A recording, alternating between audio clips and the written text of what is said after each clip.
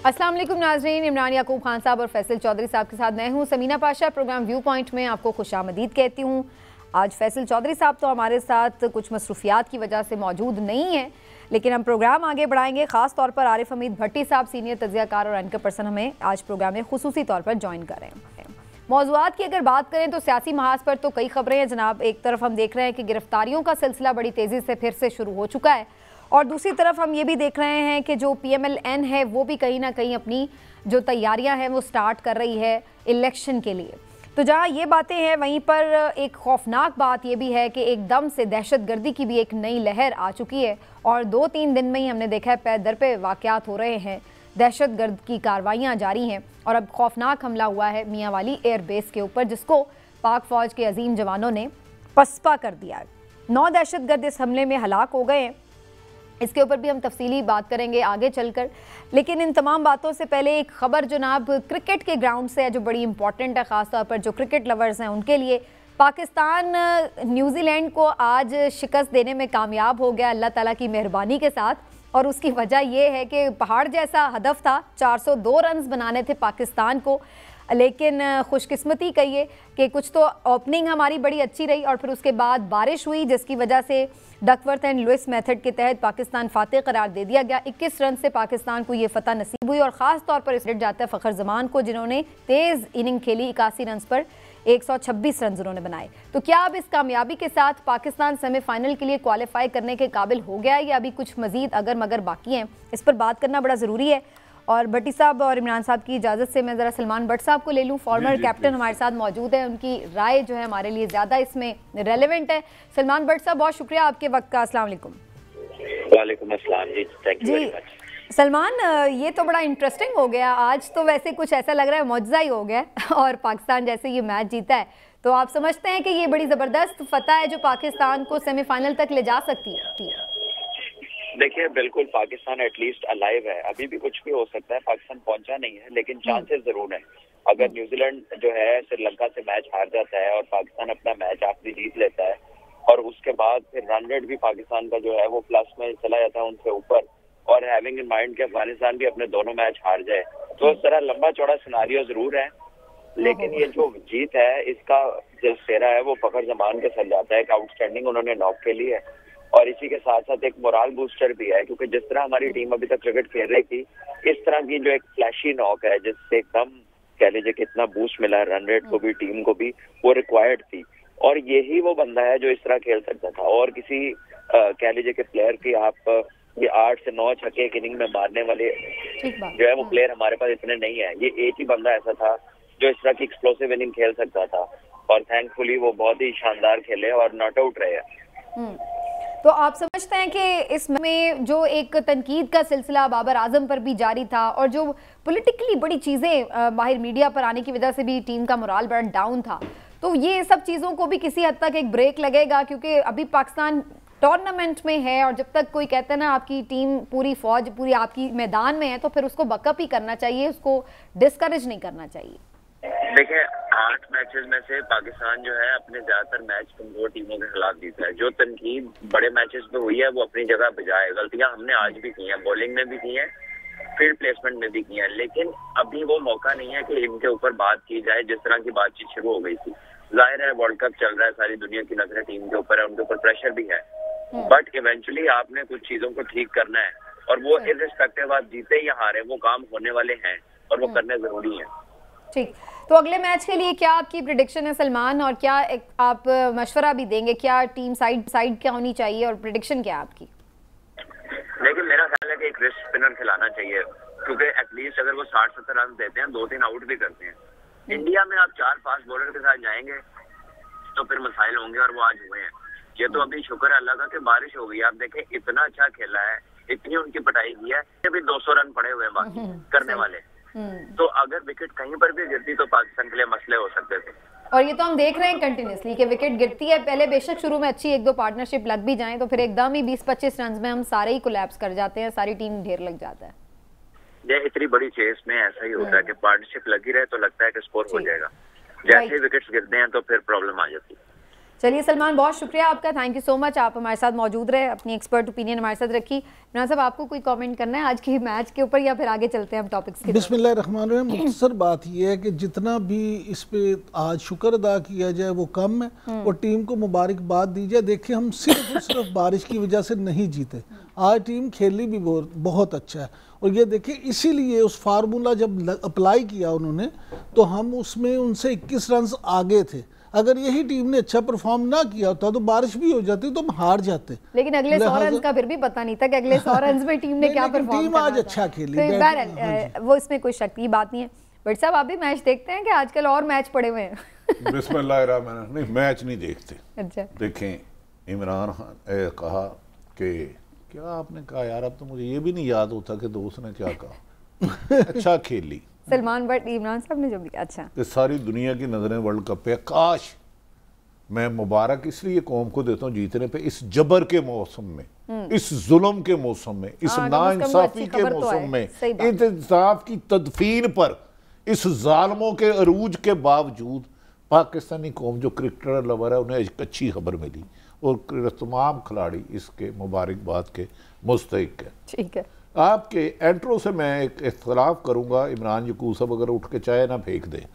वैसे तो आजकल इमरान साहब बात करने से पहले अगर कोई डॉक्टर को ये कहे कि तूने पेशेंट नहीं देखना, अगर कोई पायलट को ये कहे तूने जहाज नहीं उड़ाना, अगर कोई सियासतदान को कहे कि तूने सियासत नहीं करनी, अगर कोई इंजीनियर को कहे तूने बिल्डिंग नहीं बनानी, और सहाफ़ी को कहे कि तूने खबर नहीं देनी, तजिया नहीं करना या बीवी से बात करनी है, तो इसमें से कौन सी बात में ज्यादा लॉजिक है?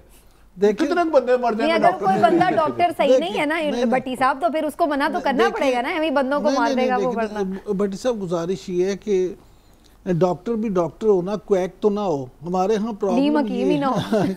हमारे हाय हाय, कौन डॉक्टर है सर? सुन ले मेरी गुजारिश, सर सुन ले, सिर्फ आप एक सर अब जवाब ले लें, सर जवाब ले लें। असल इशू ये है कि कहते हैं मीर भी क्या सादा हैं कि बीमार हुए जिसके सबब उसी अतार के लौंडे से दुआ लेते तो हमको कहें काफर, अल्लाह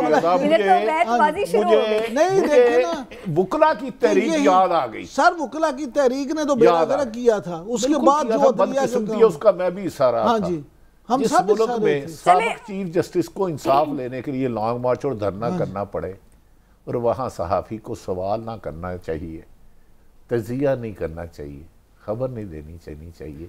चले असी फिर गुली डंडे खेलने लिया चले, इससे बेहतर है फिर आप मैच ही देख लेते हैं। अच्छा, आपकी बात से मैं माफी चाहता हूँ, अब आ जाते हैं असल मौजू की तरफ। ऐसे कभी कभार लाइटर था ना, खुश्क वो बातें कर करके होता है। आपने कहा मुल्क में जैसे ही इलेक्शन का ऐलान हुआ गिरफ्तारियों का सिलसिला तेज हो गया। आपने बिल्कुल गलत कहा, मैं आपसे इख्तिलाफ करता हूं। स्लो ही नहीं हुआ था। आप इससे नहीं, आप इससे इत्तेफाक ना करें। सिर्फ और सिर्फ पीटीआई का मुझे बताएं, 40 साल से मुस्लिम लीग नून इक़्तिदार में है, पीपल्स पार्टी इक़्तिदार में है, मौलाना फजलुर रहमान साहब हैं और दीगर है। कोई एक बंदा बताएं पिछले 18 महीनों में गिरफ्तार किया हो, कोई एक बताएं। इमरान साहब आप बताएं। नहीं, वैसे फवाद चौधरी आज गिरफ्तार हुए हैं, वो पीटीआई के नहीं है, वो तो बेचारे लाताल्लुकी इख्तियार कर चुके हैं। फवाद चौधरी इस्तेकाम पार्टी चले गए। चंद दिन पहले उनकी किसी से बात हुई, उन्होंने इस्तेकाम पार्टी के लिए रोल अदा नहीं किया और उस पर मुकदमा क्या बनाया है, सरकारी ज़मीनों पर कब्जा। लाहौर में इमरान यकूब बहुत ज़्यादा जानता है। मैं चैलेंज करता हूँ, जितना पिछले 2 सालों में लाहौर में सरकारी सरपरस्ती पर कब्जे हुए हैं, नाजायज कब्जे पाकिस्तान के 76 साल में नहीं हुए। कोई आपको लाहौर में कब्जा ग्रुप का एक बंदा नहीं मिला? वो ऐसे थे, थोक दी मंडी लगी थी कब्जा ग्रुप की। एक बंदा कब्जा ग्रुप 50-50 करोड़ एक सियासी जमात को दे रहा है फंड, 50-50 करोड़। वैसे इसमें मेरी नज़र से तो ये भी खबर गुजरी है कि वो जो 8 अगस्त को 2022 को कहीं कोई एहतजाज हुआ था, उसका कहीं मुकदमा जो है उसमें नामजद किया गया है। इस्लामाबाद के एहतजाज कह देते पुलिस, हमारी जो पंजाब पुलिस है, कि इन्होंने कायदे आजम को कराची की जियारत के बाद भेजा था और उसमें गिरफ्तारी डाल लेते तो क्या फ़र्क पड़ जाता? हम क्या कर लेते? वो अब है क्या यार, बातें करते हैं आप, ना आपकी हैसियत है कोई, ना आपके पास डंडा है, ना बंदूक है, ना आपके पास जेल है, ना हवालात है। आप क्या होते हैं बातें करने वाले? ठीक है, उन्होंने फवाद कल असद कैसर की जमानत थी, पकड़ लिया, 100 वट, क्या फर्क पड़ता है? नहीं, वो दूसरे मुकदमे में पकड़ा है भट्टी देखिए साहब। भट्टी साहब, बात ये है कि असद कैसर साहब के खिलाफ अगर 2 मुकदमात थे, एक में जमानत थी तो दूसरे में भी वो जमानत करा लें। देखें ये सर कोई सामने मुकदमा तो कर लेना, वो तो बाद में आते हैं। एक सेकंड, बात ये फवाद चौधरी साहब जो हैं हमारे दोस्त हैं, हमारा उनसे एक ताल्लुक है, भाई हैं, पुराना दहाइयों का ताल्लुक है। मामला ये है कि फवाद चौधरी साहब जो है वो तहरीक इंसाफ से तो उन्होंने लाताल्लुकी कर दी, इस्तेहकाम पाकिस्तान पार्टी के वो इजलास में भी चले गए, लेकिन उसके बाद वो उस तरह से सियासत में एक्टिव नहीं थे। भट्टी साहब ने जिस तरह फरमाया कि उनकी मुलाकात हुई या किसी से रब्ता हुआ और उनको कुछ मैसेज भी दिया गया, मैं किसी का नाम नहीं, अल्लाह दा वास्ता नहीं, मैं तो भाई नमाज रोज़ा फर्ज ते जान बचानी भी फर्ज है मुसलमान दी। सीधी झटकी गल है भाजी, मैं किसी दा नाम लेना ही नहीं, मैं तो गोल मोल गल्लां करनी है, कसमां खाओ बाणा भाव ने जब कट दे प्रोग्राम। भट्टी साहब बात ये है कि गोल मोल बातें हमने आपको खुल के बात करने भी नहीं देनी भट्टी साहब, हमें भी आप बड़े अजीज हैं। जिथे तुसी आउट होने की कोशिश करोगे तो सानू भी ना आउट करता है। आज आपको पता है, बल्कि मैं व्यूअर्स को भी बता दूं, फैसल चौधरी साहब भी आज इसलिए हमारे साथ मौजूद नहीं है, वो बेचारे फवाद चौधरी साहब को ढूंढते फिर रहे हैं। उन्हें अभी तक यही नहीं पता कि फवाद चौधरी साहब कौन से थाने में। अभी मेरी फैसल चौधरी साहब से बात हुई थी प्रोग्राम शुरू होने से पहले, तो मैंने उनसे ये पूछा कि कुछ पता चला, तो उन्होंने कहा थोड़ी देर में पता चल जाएगा, मैं एक मुलाकात के लिए जा रहा हूँ और मुझे उम्मीद है कि मामला हल हो जाएगा। लेकिन असल चीज़ ये है कि देखिए, एक चीज़ होती है परसेप्शन। मैं बतौर एक जर्नलिस्ट के ये समझता हूँ कि अगर आप इंसाफ भी कर रहे हैं, कानून की बालादस्ती भी कायम करने की कोशिश कर रहे हैं, लेकिन उसका परसेप्शन ये है कि आप नाइंसाफ़ी कर रहे हैं, तो उस इंसाफ का कोई फ़ायदा नहीं। भट्टी साहब, आपने हमेशा, हमने क्राइम रिपोर्टिंग भी की है, इकट्ठे सारा काम भी किया है, गुजारिश ये है कि अगर परसेप्शन ही गलत होगा तो उसका नहीं, मैं अदब एहतराम से मैं अपना बता रहा हूँ, इख्तलाफ राय आपका मुझसे ज़्यादा हक है और आपकी राय का एहतराम। जितना जुल्म, नाइंसाफ़ी, आज़ादी सहाफ़त पर कदगन जो सियासत को कुचला जा रहा है, 76 साल तारीख में नहीं है। मेरे साथ अभी आप बैठ जाएं, मैं आपको बता दूंगा कितने कितने पकड़े गए। हाँ, फवाद चौधरी गिरफ्तार नहीं होता, तरीके इंसाफ का चेयरमैन आज ही जेल से बाहर आ सकता है, अपना नाम रखे नवाज शरीफ, वल्द मियाँ मोहम्मद शरीफ, किसी भी तरीके से कोई दरखास्त डाल दे, सुबह बाहर होंगे दोनों। गल चलो, तो फिर जब मियाँ जिस वक्त मियाँ मोहम्मद नवाज शरीफ अपने नाम के साथ खुद ही जेल में चला गया था, जिस वक्त उस पे नहीं, सुन लें सर, जिस वक्त उस पे दहशतगर्दी का मुकदमा हो गया था, जिस वक्त उस पे हाईजैक का मुकदमा हो गया था, जिस वक्त उसमें अकामे पे आपने फारिग कर दिया था, वो भी तो उस वक्त मियाँ मोहम्मद नवाज शरीफ ही था। यस, मियाँ मोहम्मद नवाज शरीफ सन ऑफ अल्लाह जन्नत से होगा शरीफ। गारबन ये वो नवाज शरीफ है जिसने ज़ियाउल हक की गोद में जन्म लिया, जलानी को मुबैना तौर पर कोठी दी, गैर जमाती 2085 में इलेक्शन कराए, मोहम्मद खान जनेजो की पीठ पे छुरा घोंपा, 2 दफा बेनजीर की हुकूमत गिराई, 3 दफा चोर दरवाजों से आए, सुप्रीम कोर्ट पर हमला किया, टेस्ट करने की कोशिश की, जब सजा हुई तो सऊदीया सफ आए, आके रिटर्न लिख के माफी मांग के, पाए पकाने वाले, खद्दे पकाने वाले, दाल चने पकाने वालों को जहाज में छतरी और भी लोगों को हासिल रही। ये नहीं, तो नहीं, अगर नहीं, बात है 2 मिनट में बात करने दें। तो अब जब बीमार हुए, खुद आसफ, ख्वाजा आसफ कहते हैं हमें तो कमर जावेद बाजवा ने बाहर भेजा था। ओ यार, कैसा ये लाडला है, इसने अदालतों को, अदारों को अंधा कर दिया। अनबिलीवेबल है ना। मुझे बताएं, इतना लाडला कौन रहा है पाकिस्तान की तारीख का? मैं इमरान साहब को कल के प्रोग्राम में भी हाजिर कभी कोई लाडला होता है, कभी कोई लाडला होता है। देखिए, आज अख्तर मैंगल ने एक सवाल का जवाब दिया इमरान साहब आपके लिए। जी। उन्होंने कहा है हमें पीडीएम की हुकूमत, बाजवे ने इमरान खान की गिराई और हमें हुकूमत दी और शहबाज शरीफ ने हमें प्लेट रख दिया। अख्तर मैंगल पीडीएम का इत्तेहादी है, मेरा नहीं है, मेरी तो जरूरत ही नहीं मैं किसी का नाम लूं। बिल्कुल ठीक है। इधर बात सच बात की तो कलंदर, अच्छा, अब ताकतवरों के खिलाफ बात की तो सीधा अंदर। अच्छा, तो पागल मैं गल्ला अख्तर मैंगल ने क्या सवाल जवाब किया? अब गुजारिश सुन लें। अख्तर मैंगल ने बिल्कुल ठीक कहा, आपकी बात मान लेते हैं। मुझे आप ये बताएं कि कितने सियासी रहनुमा हैं जो ये बात कर चुके हैं कि इमरान खान साहब को भी वही बाजवा साहब ही इक्तदार में लाए थे, वो भी लाडले थे। वो भी लाडले थे, बल्कि सुपर लाडले थे। तो यहाँ लो जी, बड़े होके अभी पीर नहीं बननगे। इन्हें इनकी इतला के लिए अर्ज है, कमर जवेद बाजवा को नवाज शरीफ ने आर्मी चीफ तैनात किया था, इमरान खान ने नहीं। मैं तो हिस्ट्री बता रहा हूँ, लेकिन एक्सटेंशन तो इमरान खान ने भी दी थी। अच्छा, आप बड़ी हो के आप इससे बड़ी पीर बनेंगे। ताड़े मज़ारा दा रश बड़ा होएगा। पीर दा नहीं, पीर दिया था मौसम। इमरान खान को 172 मुश्किल से मिले थे, आर्मी चीफ को 347 मिले थे। नून लीग ने तो नहीं वोट दिया था। नहीं दिया तो उन्होंने भी था। पीपल्स पार्टी तो नहीं दिया था। फिर उसके बाद नवाज शरीफ बाहर गए, बिल्कुल तो लाडला कौन हुआ?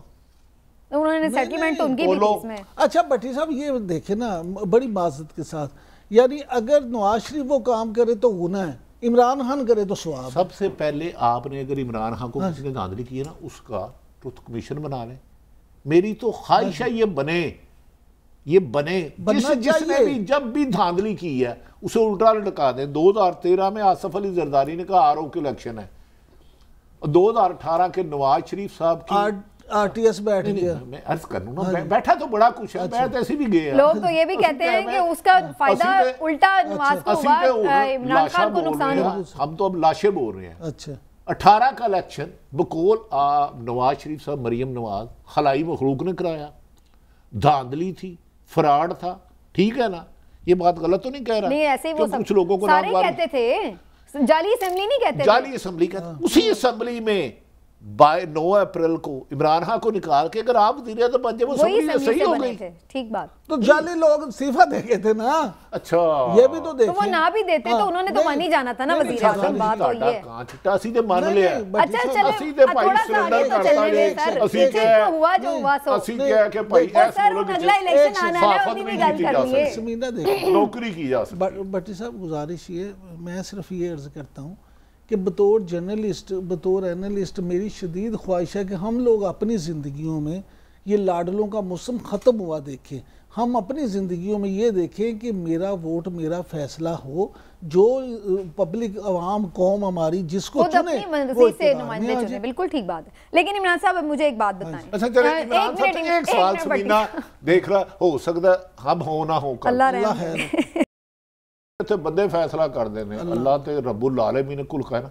आप ईमानदारी से बताएं, आप सीनियर सहाफ़ी हैं और बायस्ड भी नहीं है, इख्तिलाफ राय मेरा आपका 10, क्या आप समझते हैं तमाम सियासी जमातों को इस वक्त, आज इस वक्त तक लेवल प्लेइंग फील्डिंग मिल रही है? सिर्फ ईमानदारी से मैं ईमानदारी से ये समझता हूँ कि तमाम सियासी पार्टियों को इस वक्त लेवल प्लेइंग फील्ड नहीं मिल रही। बस जिसके मैं जाती तौर पे खिलाफ हूँ। हम रोजाना ये बात करते हैं, हर प्रोग्राम में ये बात करते हैं इमरान साहब कि मिलनी चाहिए। कोई शक नहीं। लेकिन इमरान साहब मुझे ये बताएं, थोड़ी सी खबरों की तरफ आते हैं। आप लोग बड़े जज्बाती हैं आज, और मैं नहीं चाहती आखिरी प्रोग्राम हमारा बाद में बहन लगा। इमरान साहब ये बताएं कि मियाँ साहब जब से आए हैं उसके बाद से गायब किधर हो गए हैं? इनके जो इत्तेहादी हैं, जरदारी साहब से कोई मुलाकात नहीं, फजलुर रहमान साहब से कोई मुलाकात नहीं हुई, और जब से आए ना कोई प्रेस कॉन्फ्रेंस, ना कोई दोबारा जलसा, ना कोई एजेंडा, ना कोई मंशूर का ऐलान, ऐसे आके बिल्कुल गायब क्यों हो गए हैं? क्या सोच रहे हैं? ये आपकी गलत फहमी है। वो अंदर अंदर अपने इजलास चल रहे हो तो चल रहे हो। बिल्कुल गायब नहीं हुए। दो चीजें होती हैं किसी भी सियासी जमात के लिए, एक उसका तंजीमी ढांचा और दूसरा उसके कारकुन, जो उनके सपोर्टर और जो उनके सरगर्म लोग होते हैं। मियाँ नवाज शरीफ इस वक्त ये दोनों काम कर रहे हैं।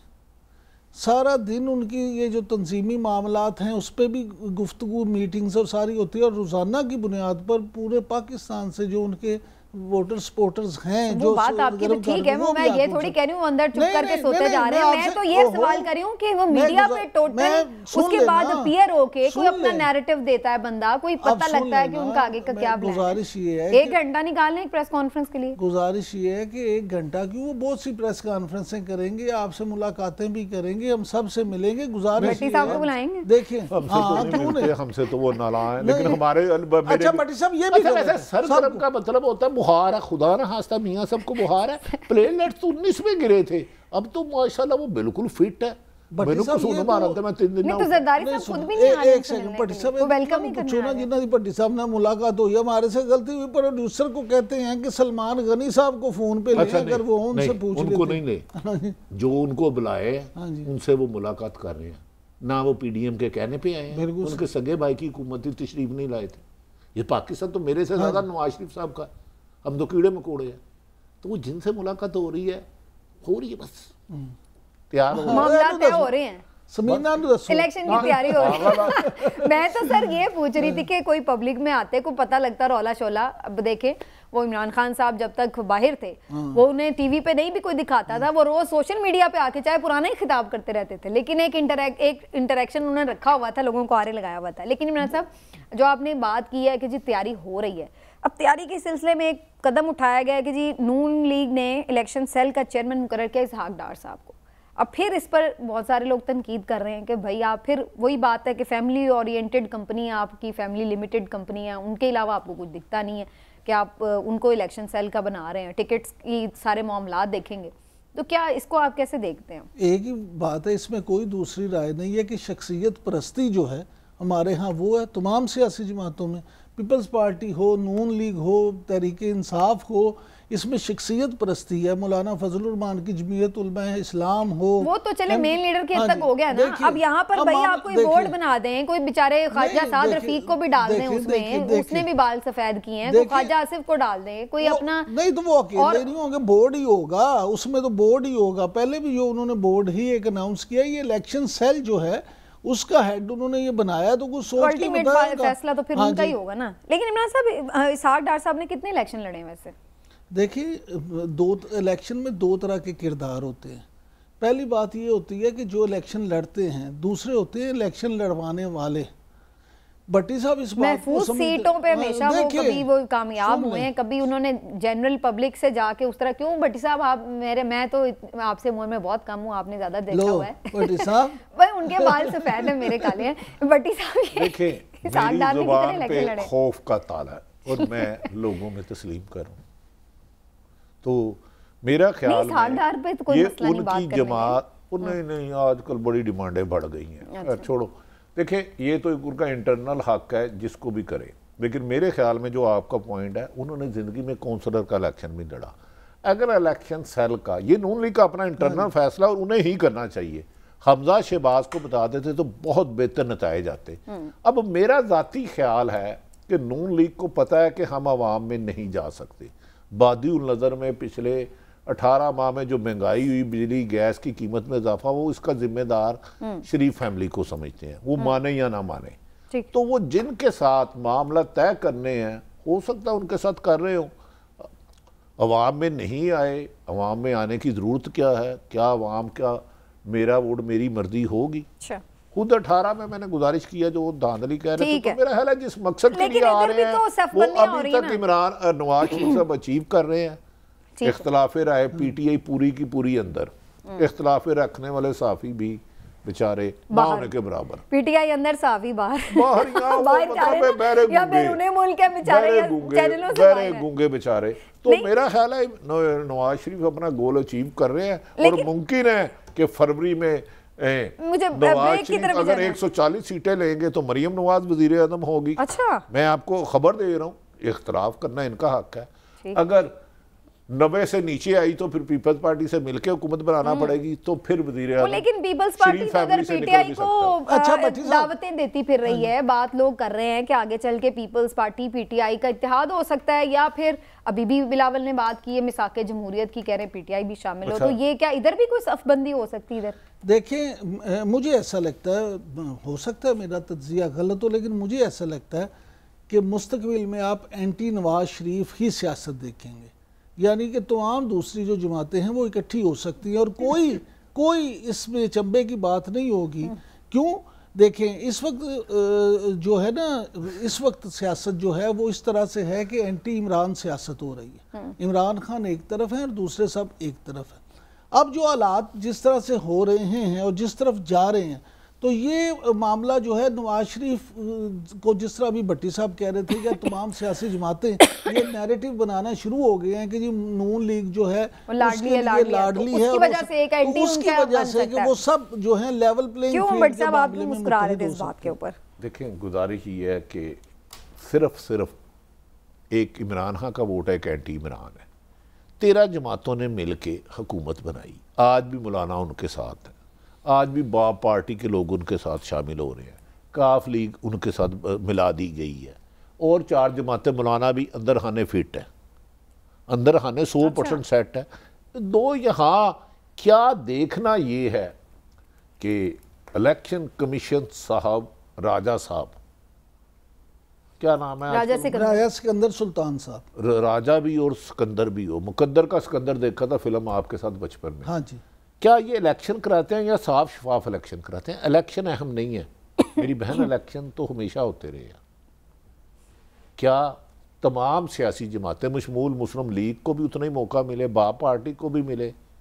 वो तो सर नजर ही आ रहा है फिर कितना का मिलना है। तो फिर इस पे तो फिर बात ही क्या है। तो फिर अब मैं क्या कहूँ? ठीक है, चलें फिर ब्रेक ले लेते अच्छा, हैं। लेकिन भट्टी साहब एक मिनट नहीं, वैसे जो जरदारी साहब यहाँ पीपल्स पार्टी पीटीआई की तरफ कुछ हाथ कभी बढ़ाती कभी पीछे करती है, इसका मकसद ये है कि वो वाकई नियतन ये चाहते हैं कि नहीं सबको लेवल प्लेइंग फील्ड मिलनी चाहिए, या कोई बारगेनिंग पोजीशन अपनी अच्छी करने के लिए जानबूझ के दिखा रहे हैं कि फिर हम ये भी कर सकते हैं कि हम पीटीआई सिर्फ और सिर्फ बारगेनिंग पोजीशन अच्छी करने के लिए, अच्छा, ताकतवरों को ये तासुर देने के लिए कि सानू हिस्सा दो, साडा हक इत्थे रख, नहीं तो हम जो है ये मामला खराब करेंगे। लेकिन भट्टी साहब मैं आपसे जरूर जानना चाहूँगा, अभी आपने खबर दी थी वो दरमियान में समीना ने सवाल कर दिया और बड़ी अहम खबर है।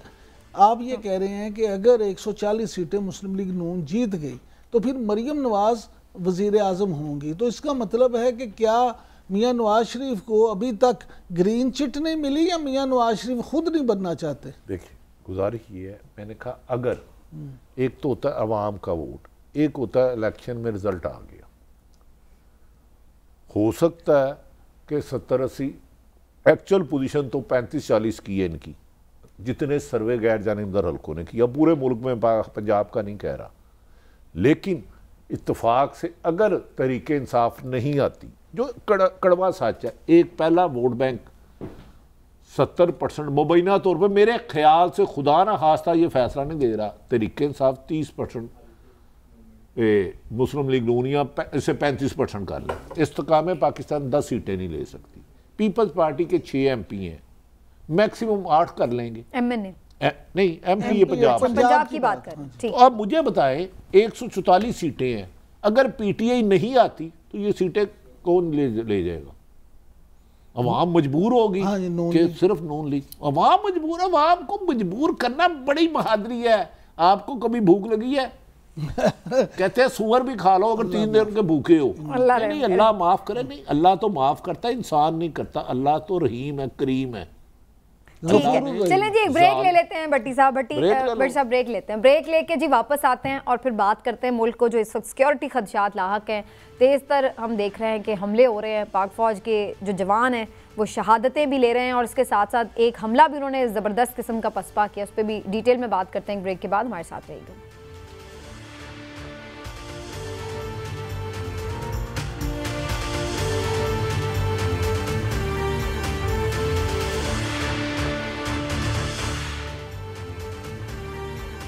वेलकम बैक नाजरीन। वतन अजीज़ में हम देख रहे हैं कि एक दफ़ा फिर से दहशत गर्दी की जो तकरीबकारियों की जो वारदातें हैं उनमें एकदम तेज़ी से इजाफा नज़र आ रहा है।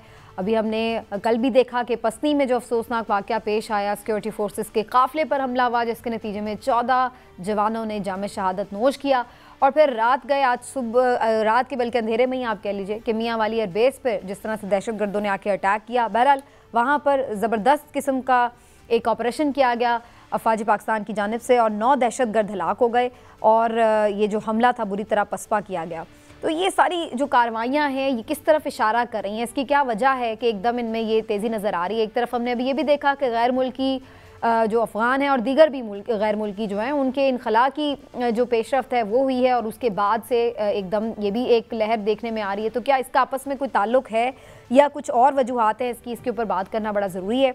इस सेगमेंट में ख़ास तौर पर हमें ज्वाइन करें जनरल रिटायर्ड गुलाम मुस्तफ़ा साहब, दिफाई तज्ज़ियाकार।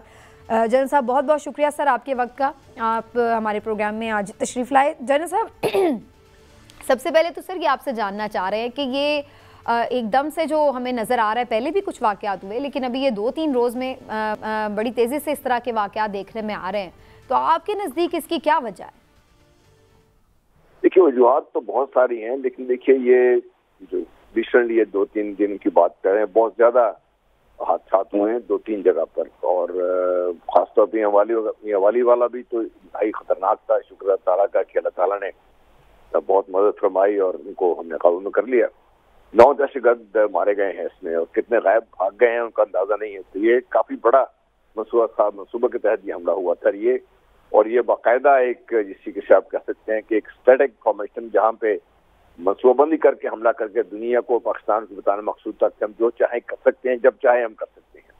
अब देख रहे हैं कि इससे पाकिस्तान में दहशतगर्दी के बाद जो भी फिजा पैदा होगी उसका फायदा किसको है? अगर पाकिस्तान खुदा न खास्ता स्टेबिलिटी होती है, बढ़ती है, तो फायदा किसको होगा?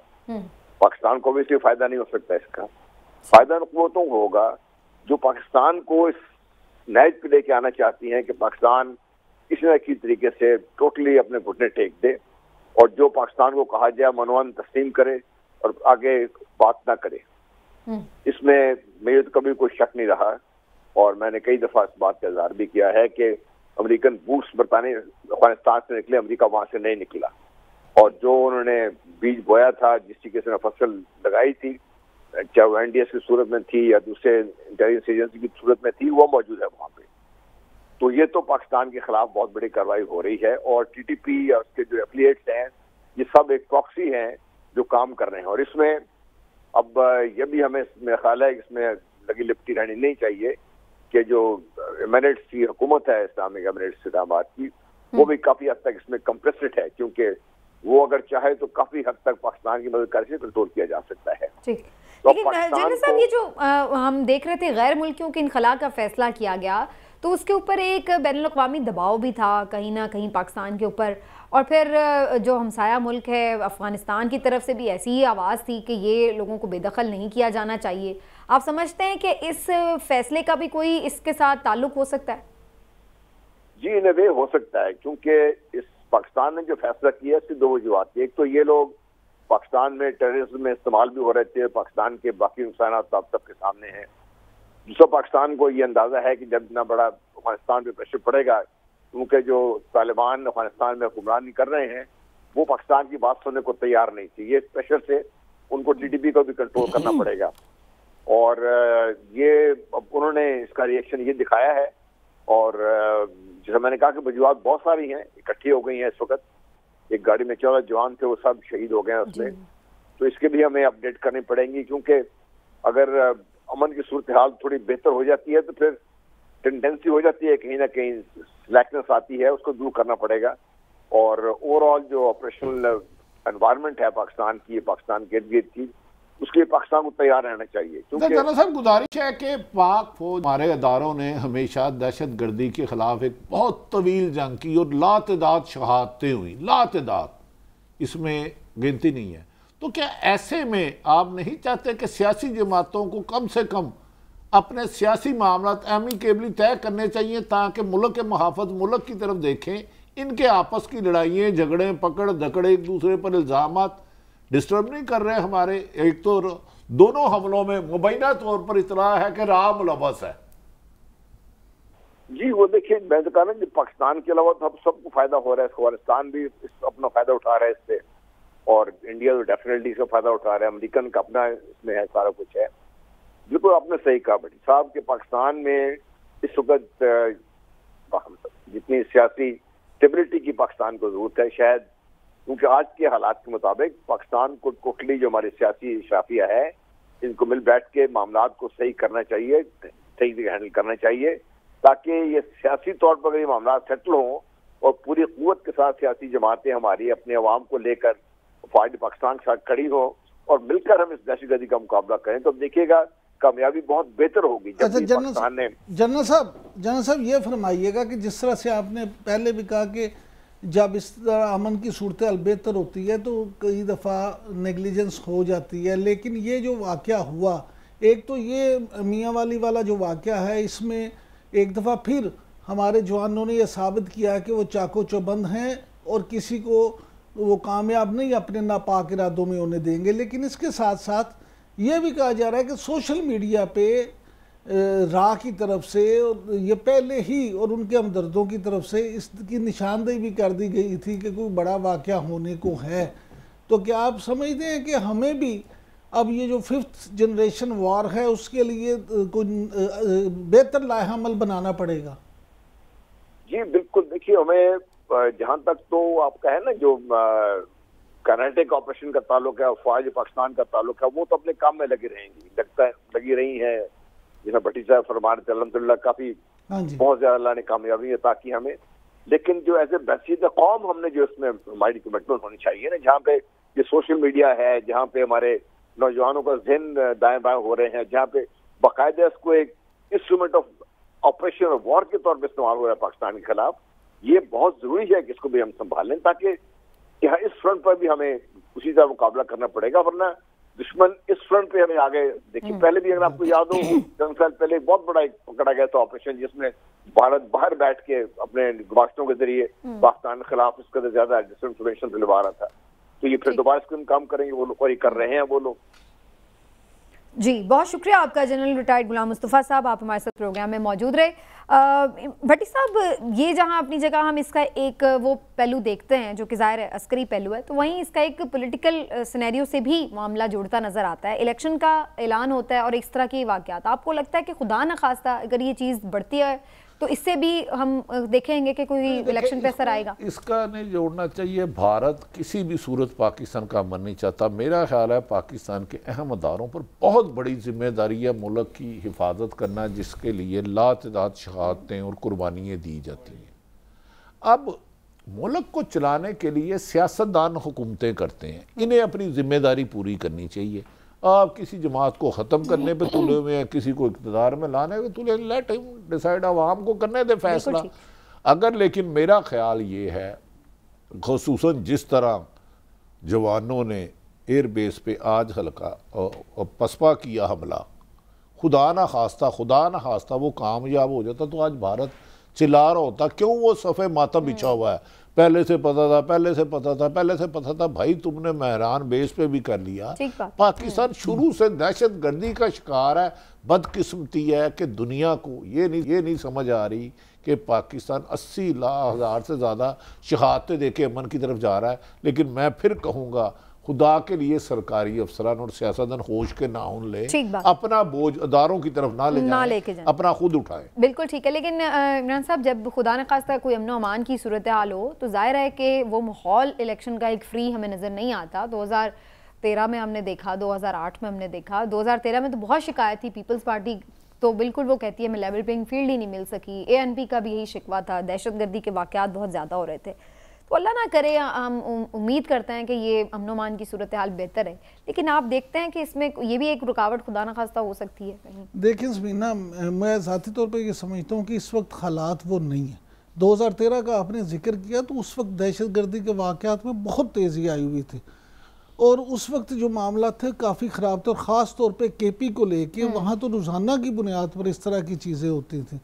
यहाँ मैं ज़ाती तौर पे ये समझता हूँ कि जिस तरह से अगर खुदा न खास्ता इन हमलों में उन्हें दहशतगर्दों को कामयाबी हो जाती तो शायद उनके हौसले बढ़ते। जब आप इस तरह से हमले नाकाम कर देते हैं तो फिर उनकी भी कमर टूट जाती है। क्योंकि मैं इसलिए भी बात करती ना कि ये जब पिछले साल की बात थी, बल्कि इसी साल जब 14 मई के इलेक्शन होने थे, तो ये बात भी कही गई थी कि अमन अमान की सूरत हाल ठीक नहीं है, तो हम सिक्योरिटी प्रोवाइड नहीं कर सकते। 2013 से बहुत बेहतर हालात है अल्हम्दुलिल्लाह। 90% दहशतगर्दी का खात्मा, चीता यकीनन कोई वाक़यात कहीं पे हो भारत है, वो कहीं पे भी हो करता है, ठीक है, लेकिन इससे इलेक्शन में रुकावट नहीं आएगी और इंशाल्लाह ताला इलेक्शन वक्त पर होंगे। और अब तो चीफ जस्टिस, अब तो हम ये कह भी नहीं सकते, नहीं हो सकता। अब तो चीफ जस्टिस साहब, अब तो चीफ जस्टिस साहब जनाब काजी फायज ईसा साहब ने ये कहा खत्म हो गया, इंशाल्लाह खत्म हो गया। अब आप लोग अपनी बेगम से जाके अगर ना हो तो अपनी बेगम, तो जिसकी बेगम ना हो या फौत हो गई हो